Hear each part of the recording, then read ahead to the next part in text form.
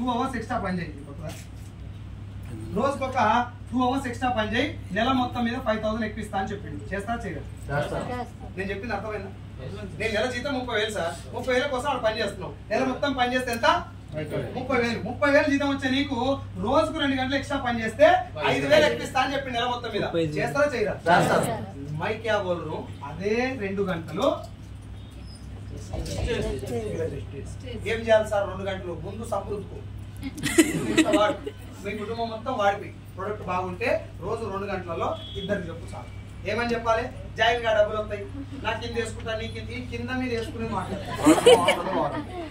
నేను ప్రొడక్ట్ వాడుకున్నా, నాకు నచ్చింది, మీరు ఒకసారి ప్రొడక్ట్ వాడి చూడండి. బిజినెస్ మీద ఇంట్రెస్ట్ ఉంటే నాతో పాటు ఒక మీటింగ్ కి ఈ మీటింగ్ కి రాకముందు మీటింగ్ ఇప్పటికీ మీ మైండ్ లో చాలా చేంజ్ వచ్చింది. వచ్చిందా రాలేదు? మొత్తం కన్విన్స్ అయ్యారని నేను చెప్పాను, కానీ చాలా ఆలోచనలో మార్పు వచ్చింది. Yes or no? అది ఎక్కడ వచ్చింది? మీటింగ్. మీ ఫ్రెండ్ కి ఎక్కడ వస్తుంది? మీటింగ్. నువ్వు బట్టలన్నీ చింపుకొని చుట్టంతా వీక్కో, నువ్వు చెప్తే ఎంత చెప్పినా ఇంత లేదు, నువ్వు చెప్తే వినాలని రూల్ ఉంది. అదమచ్చా నువ్వు పవన్ కళ్యాణ్ చెప్తే ఇంట్లో జనాలు ఇంటరా? ఇంటరా సార్? అందరూ వినరు, ఎవరు చెప్పినా ఎవరు వినరు. నువ్వు కూడా బట్టలను చింపుకొని ఆగం కాకు, ఒక్కసారి మీటింగ్ తీసుకొస్తాను, ప్రయత్నం చేయి. ఇంట్లో కూర్చోబెట్టు, నేను చూసుకుంటా కదా మీకు. ఎంత ఇక్కడ మంచి చేస్తున్నావా చెడు? మంచి. ఉచిత నిర్బంధ విద్య వినరా? ఇది ఉచిత నిర్బంధ క్లారిటీ. కూర్చోబెట్టి ఉడకపోత కూర్చోబెట్టాను సర్లే, మంచి చేస్తున్నా. నేను మీ ఇంటికి వస్తా, నాకు ఇంత టైం ఇస్తావా? వచ్చాను ఇస్తావా? నేను మాట్లాడేది అబద్ధం అయితే సేపు కూర్చున్నాను కూడా అర్థం చేసుకో.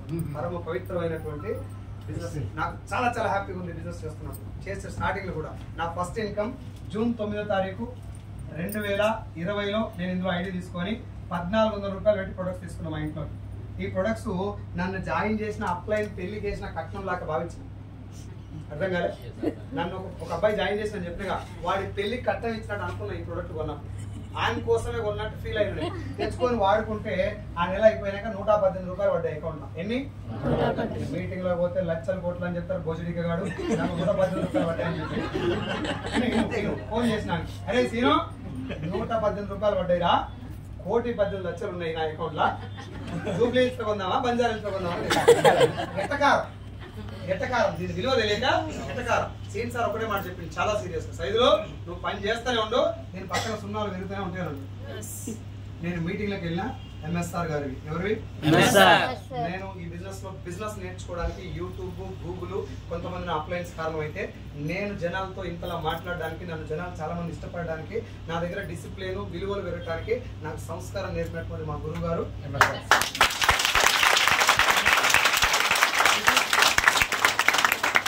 బిజినెస్ ఎంత బాగున్నా, మనం చేసే పని ఎంత గొప్పదైనా, మనం కూడా మంచిగా ఉంటేనే ఆ బిజినెస్ ముందుకెళ్తాం. అమ్మ మీరు ఇప్పుడు నన్ను చూస్తారా, వెస్టేజ్ చూస్తారా?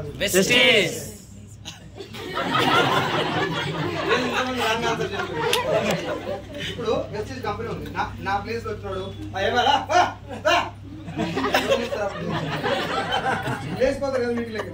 సో 5,700 కోట్ల కంపెనీ గురించి మాట్లాడుతున్నప్పుడు ఒళ్ళు దగ్గర పెట్టుకొని మాట్లాడాలి. ఒక పేపర్ బోర్డు మీద ఒకసారి చాక్ పీస్ పెట్టి ఒక నెంబర్ రాసినాం అంటే అది 1000% నిజమై ఉండాలి. ఇవన్నీ మా గురువు గారు నేర్పించినటువంటి విలువలు. బిజినెస్ అంటే 4 అబద్ధాలు ఉంటాయి, 10 నిజాలు, ఒక 2 నిజాలు ఉంటే 4 అబద్ధాలు ఉంటాయి. సైజులు అట్లా చేయొద్దు. మనం జనానికి నిజం చెప్పాలి. నిజం చాలా రోజులు నిలబడుతుంది. స్టార్టింగ్ లో చేరుకున్నా చాలా రోజులు నిలబడుతుంది. నువ్వు పెద్ద పెద్ద ఏసీ హోటల్లో మీటింగ్ పెట్టుకొని, కోట్లు వేసుకొని, బూట్లు వేసుకొని వచ్చి ఏసీలలో మీటింగ్ పెట్టి అబద్ధాలు చెప్పొద్దు. వాళ్ళని కష్టంతో కూర్చోబెట్టినా నిజం మాత్రమే చెప్పాలని మాకు నేర్పించింది మా గురువు గారు. అది ఆ సంస్కారం నేర్చుకున్న తర్వాత ఒక 6 నెలలు పార్ట్ టైం చేసిన మేడం. నేను మార్నింగ్ 9 o'clock దాకా వెస్టేజ్, ఈవినింగ్ 9 తర్వాత వెస్టేజ్, 9 to 9 నా జాబ్. లాక్డౌన్ లో 15,000 అయిన నా జీతం మళ్ళీ 50,000కి వచ్చింది. 50,000 వస్తుంది. వెస్టేజ్ 6 నెలలు పనిచేసి 30-40 మీటింగ్లకు వెళ్ళాక 13,000 వస్తుంది. ఎంత? ఇది 50, 13 ఎంత? 63. ఇప్పుడు జూలై 31, 2021. ఒకసారి కొంచెం 2 minutes జాగ్రత్త వినండి. ఆల్మోస్ట్ మీటింగ్ అయిపోయింది. ఈ రోజు ఆ డేట్ రోజు కనుక 1 గంట సేపు నేను నా జీవితంలో స్పెండ్ చేయకుండా ఉంటే నేను ఈ రోజు మీ ముందర ఉండేవాడిని కాదు. 8 గంటల నుంచి 9 గంటల దాకా. జూలై 31 తారీఖు 2021 ఇట్లా ఒక జంట పేపర్ తీసుకున్నా. నైట్ నేను ఒక్కనే కూర్చున్నా, ఇంటి బయటకు వచ్చి చైర్ వేసుకొని కూర్చున్నా. వెస్టేజ్ లాంటి ఒక కంపెనీ నాకు దొరికింది. 10 సంవత్సరాల కింద నేను తీసుకున్న నిర్ణయం తాలూకా రిజల్టే ఈ రోజు నా జీవితం. ఈ రోజు నేను తీసుకోబోయే నిర్ణయం యొక్క రిజల్టే 10 సంవత్సరాల తర్వాత నా జీవితం కానీ నా కుటుంబం జీవితం కానీ అనుకొని కూర్చున్నా. నా జీవితంలో చనిపోయే లోపు నేను మాత్రమే సాధించాల్సినటువంటి నా బాధ్యతలు ఏంటివి రాసుకున్న పేపర్ మీద. నెంబర్ 1, 24 లక్షల అప్పు. ఎంత? ఏం చేసినాం సార్ గంతగానం అని మీరేం డౌట్ పడద్దు. జస్ట్ లోన్ తీసుకొని ఇల్లు కట్టిన సార్. 9 లక్షలు లోన్ తీసుకొని ఇల్లు మొదలు పెడితే నా బేకార్ గాల దోస్తులు అందరూ వచ్చి మళ్ళా కడితే అవరా ఇది పెట్టు, మళ్ళా కడితే అవరా అది పెట్టు అని వాళ్ళు ఇల్లు పెట్టలేదు, నాకే పెట్టు. 9 లక్షలై 18 లక్షలు అబ్బాయి. మీరు నవ్వుకురంటే నా దోస్తులు చాలా మంది ఉంది మళ్ళా చేసుకుంటారు. అమ్మ పెళ్లి ఇది పెట్టుకో, మళ్ళా చేస్తా మళ్ళా కడతా అవరా ఇల్లు ఇది పెట్టు. మనం జేగి కడి మర్చిపోయి మరి ఆడు చెప్పిన మాట వింటాం. సార్ 9 లక్షలకు 9 యాడ్ చేసి 18 లక్షలు అప్పైన వారం రోజులకి లాక్డౌన్ వచ్చి 15,000 వస్తుంది నా జీతం. పిల్లలకు కావాల్సినటువంటి ఫుడ్ పెట్టే డబ్బులు కూడా నా దగ్గర లేవు. ఇంకా అప్పు ఎడికెళ్ళి తెచ్చాను. అది అట్నే ఉంచితే 24 లక్షలు అయింది ఈ రోజు వరకు. జూలై 31, 2021 నా అప్పు 24 లక్షలు. మా నాన్న నా బాధలు నా కష్టాలు చూసి భరించలేక ఒక 7 గుంటల పొలం అమ్ముకున్నాడు. 7 గుంటలు అంటే 120 గజాల ప్లాట్ ఉంటుందా, అట్లాంటి ప్లాట్లు 7 అన్నట్టు. ఓకేనా? అట్లా 7 గుంటల పొలము చాలా హార్డ్ వర్క్ చేసుకున్నటువంటి 2 ఎకరాల నుంచి 7 గుంటలు అమ్ముకున్నాడు. మా పొలంకి వెళ్ళే దారి ఇలా ఉంటుంది. మా పొలం ఇక్కడ ఉంటే మేము అమ్మిన పొలం ఇక్కడ ఉంటుంది. వెళ్ళేటప్పుడు ఏడ్చుకుంటూ వెళ్ళడం, ఏడ్చుకుంటూ రావాలి. ఇది చూసుకుంటాం. నన్ను మా నాన్న అనేది ఎప్పుడు నేను అన్నం తినకుండా కూడా పడుకున్నా కానీ గుండుసులు పెట్టినంత భూమి కూడా అమ్మాలనుకోలేరా, నువ్వు చేసిన దౌర్భాగ్య పని వల్ల నా భూమి అమ్ముకున్నా అని చెప్పి నన్ను తిట్టేది మా నాన్న. మనం ఏడ్చేది తప్ప పీకింది ఏం లేదు. అప్పుడు ఏడ్చుకుంటూ వెళ్ళిపోయినాం. వీళ్ళకి వచ్చినాక డిసైడ్ అయినా మా నాన్న ఉన్నప్పుడే 7 గుంటల పొలం మళ్ళీ తీసుకొచ్చి నాన్నకి ఇవ్వాలి. ఇది రెండవది. మూడవది, మా అత్తగారు నేను పెళ్లి సూపులో పోయినప్పుడు నన్ను అడిగారు ఏం చేస్తావు అని. కార్డు తీసి తీసివేసాను. Saidulu Adapu area business manager అని ఉంటుంది, ABM. అది చూసి నాకు 10 తులాల బంగారం పెట్టిన. నాకు 1 తులం మెట్రిక్ చేయను, 10 తులాల బంగారం. మా మామ చాలా హార్డ్ వర్కర్ మా మామ. 4 ఆడపిల్లలు పెద్ద అమ్మాయిని ఇచ్చి నాకు పెళ్లి చేసిండు. మగ పిల్లలు లేరు. అంత కష్టపడి పెట్టిన బంగారాన్ని నేను ఆయన కంటే ఎక్కువ కష్టపడి మర్యాద ఉండదు, మామూలు మర్యాద కాదు. నేను ఇంటికి పోగానే అన్నం పెట్టుకుంటా, అయ్యా బంగారం ఈసారి తెస్తావా, ఏడికెళ్ళి పోతుంది కదండి అమ్మ. ఇప్పుడు నేను మీకు చెప్తుంటే నవ్వు వస్తుంది, చెప్పేటప్పుడు నాకు కూడా నవ్వు వస్తుంది. ఆ సిచ్యువేషన్ ఎట్లుంటుంది ఒకసారి ఊహించుకోండి. చాలా కళ్ళమ్మ నీళ్ళు వచ్చేది కానీ బయటికి రాకపోయింది, లోపల ఏడ్చుకుంటుండే. నా బతుకు బాగలేక మా మామ పెట్టిన బంగారం బ్యాంకులో పెట్టుకునేది. ఏమన్నా ఉంటే నాయన తింటే మంచిదే కానీ అత్త మామ కూడా తినమంటే ఏమన్నా ఉండదు. అది పెద్దాలండి మళ్ళీ ఇంటికి పీకనీకి. నిసారం 7 తీయగానే మా మామ ఎప్పుడు వచ్చిన వాళ్ళు అనేది నాకేమో ఎందుకు వచ్చినవరా పోటీ. ఈ మర్యాదలన్నీ దాదాపు 6-7 నెలలు చూసిన తర్వాత మా మిస్సెస్ చెప్పిన 2 సంవత్సరాల దాకా అమ్మగారింటికి పోయేది మీ అమ్మగారింటి. నేను రా, నువ్వు పోగానే నేను రా. ఊక నన్ను తిట్టేది. ఏం పుట్టింది మీ అమ్మగారింటి కాడ? మేము ఉండేది హైదరాబాద్. అమ్మగారింటి ఒకటి అత్తగారింటి ఒకటి మాకు, రైట్? మీ అమ్మగారింటి కంటే ఊక పోతాం, మా అమ్మగారింటికి ఎందుకు రావంటే అత్తగారింటికి ఊక పోతే వాల్యూ పోతుంది. వాల్యూ లేదు, బొమ్మ లేదు, పైసలు లేవు, బంగారం బ్యాంకులు పోయినప్పుడల్లా అన్నం పెడుతున్నారు, తిడుతున్నారు. ఇప్పుడు మీరు నవ్వినంత ఈజీ ఉంటుంది నా సిచ్యువేషన్. చాలా దారుణంగా ఉంది. ఈ 10 తులాల బంగారం రాసుకున్న తర్వాత నా పిల్లల స్కూల్. నా అదృష్టం ఏంటంటే భగవంతుడు నాకు మంచి టాలెంటెడ్ మా పిల్లలు, చాలా పిల్లలు. 2 years 3 years మా వాడు, 1.5 years మా పాప. స్కూల్ తీసుకెళ్తేప్పుడు ఇంటి దగ్గర దాకా ఆ స్కూల్ బస్సు వస్తుంది, కానీ ఆ బస్సుకు ఛార్జు ఎక్స్ట్రా ఇవ్వాలి. మన దగ్గర అవి వీళ్ళు నడిపించి కూడా తీసుకుపోయి స్కూల్ వేసేది, వాళ్ళు నడిపించి కూడా తీసుకొచ్చేది. నా కొడుకు అడిగి 2-3 సార్లు, డాడీ ఎందుకు నన్ను నడిపించి కూడా తీసుకొస్తున్న బస్సు ఉంది కదా అంటే, నడుచుకుంటూ పోతే ఆరోగ్యం బిడ్డ అని చెప్పారు. పైసలు ఇప్పుడు నా 4వ డ్రీమ్ ఇది. పిల్లల స్కూల్ చేంజ్ చేయాలి, 10 తులాల బంగారం తేవాలి, 7 గుంటల పొలం నాన్నకి ఇవ్వాలి, 24 లక్షలు అప్పు తీర్చాలి. ఇప్పుడు వీటి తీర్చాలకు ఇవన్నీ సోకులా బాధ్యతలా? కార్లు, ఇల్లు, బంగారం ఏం లేవు, బాధ్యతలే. ఇప్పుడు నా పిల్లలు ఈ డ్రీమ్ నెరవేర్చకపోతే నన్ను మన్నించే అవకాశం ఉంది.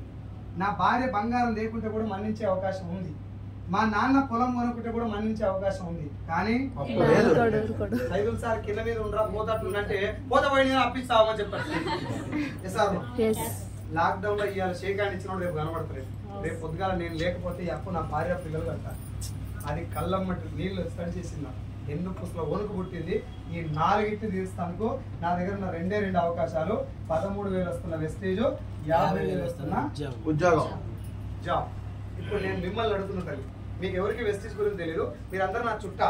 ఒక్కొక్కరిని అడుగుతున్నా, మీ అందరిని అడుగుతున్నా అనుకోద్దు, మిమ్మల్ని అడుగుతున్నా, నిన్ను అడుగుతున్నా అనుకో, నిన్ను మాత్రం అడుగుతున్నా అనుకో. ఏమడుతున్నా అంటే అమ్మా అన్న నాకు 50,000 వచ్చి ఒక ఉద్యోగం ఉంది, 24 లక్షల అప్పు ఉంది, నిన్న మొన్నే స్టార్ట్ చేసినటువంటి ఒక కొత్త బిజినెస్ లో 13,000 వస్తున్నాయి.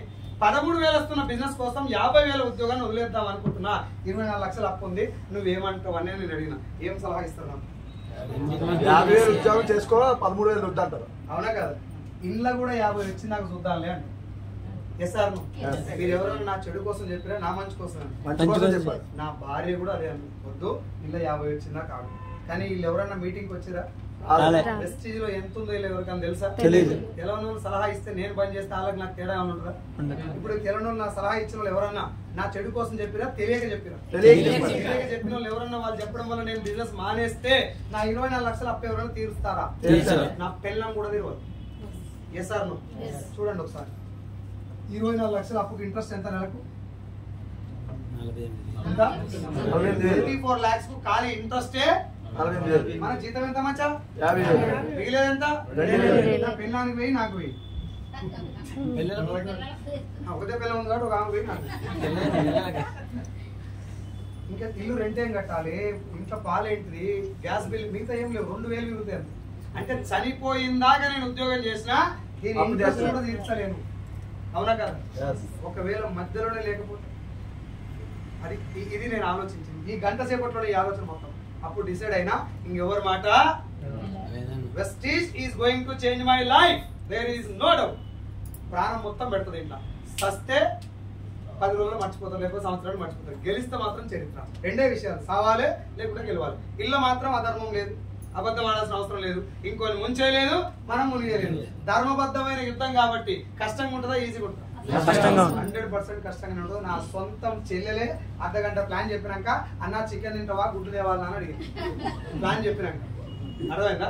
సొంతం చెల్లెలు కానీ, అన్న కానీ, అక్క కానీ, బావ కానీ, బామ్మడిది కానీ, చుట్టుపక్కల బంధువులు ఎవరు నన్ను ఎంకరేజ్ చేయరు. నన్ను ఎంకరేజ్ చేసిన ఒకే ఒక పర్సన్, నన్ను జాయిన్ చేసిన నా అప్లైన్. సైదులు నువ్వు నిలబడరా, నీ జీవితం మారుతుందిరా, నేను నీకు హెల్ప్ చేస్తారా అని చెప్పి మా అప్లైన్ ఎంఎస్ఆర్ గారు, సైదులు సార్ నీకు మాట్లాడే శక్తి ఉంది, నువ్వే కాదు నువ్వు చాలా మంది నిలబెడతావు అని చెప్పి నాకు చెప్తే నేను జాబ్ రిజైన్ చేసిన. నైట్ రిజైన్ చేసి August 1, 2021 నుంచి ప్రాణం మొత్తం వెస్టీలో పెట్టి, ఇది తప్ప ఇంకో ధ్యాస లేకుండా పెళ్లిళ్ళు, దావతులు, దినాలు, మూడొద్దులు, సావులు, బర్త్డేలు ఏం లేవు నా మైండ్లో. గెలవాలే లేకపోతే సావు. చాలా మంది రాజకీయ నాయకులను చూస్తారండి, పవన్ కళ్యాణ్, కేసీఆర్, రేవంత్ రెడ్డి, ఒక్కొక్కరికి ఒక్కొక్క రకమైన చరిత్ర. నువ్వు ఏ పార్టీ అయినా కావచ్చు. పవన్ కళ్యాణ్ ఎప్పుడే గెలిచినా సార్? చిరంజీవి చెప్పినాడు, తమ్ముడు మన రాజకీయాలు సెట్ కావరా, జనాల అభిమానం వేరు, ఓటు వేరురా, వచ్చిన వాళ్ళందరూ ఓటు వేరు తమ్ముడు, నేను కూడా పార్టీ పెట్టి అవాస్ పాలైనా, నువ్వు పార్టీ పెట్టి బంద్ చేయరా అంటే, అన్న నేను పార్టీ పెట్టి ఓడిపోయినందుకు నన్ను ఒక్కనే తిట్టలే అన్న, నా పేరు పెట్టి నిన్ను కూడా తిట్టిరు, మన అమ్మని తిట్టిరు, భార్యలను తిట్టిరు, పిల్లలను తిట్టిరు, కూతుర్లను కూడా తిట్టిరు అని అంటే నేను బంద్ చేసి వస్తే ఆ తిట్లు నిజమైపోతాయి అన్న. ఏడైతే ఓడిపోయినా వాడు గెలిచినాక ఇంటికి వస్తా అని చెప్పి శపథం చేసి గెలిచిపోయింది పవన్ కళ్యాణ్. ఏ సార్ నువ్వు ఇంత పెద్ద స్టార్ కే కష్టాలు తప్పలేదు, నువ్వు నేను ఎంత సార్ నాకు అర్థం కాదు. చెప్పంగానే వస్తారా జనాలు మంగళాట పట్టుకొని? ఎందుకని దుర్పులాట? పోనీ నువ్వేమన్నా మొత్తం ఆల్రెడీ 10 లక్షలు పెట్టుబడి ఏమైనా పెట్టినావా? చిన్న బిజినెస్ ఇది, పోగానే ఒకటే క్వశ్చన్ అడుగుతారు, నీకు ఎంత వస్తుంది అని అడుగుతారు. దాన్ని చూసి తెలియదు సార్ మొత్తం బేకార్గా నీ మెడ మీద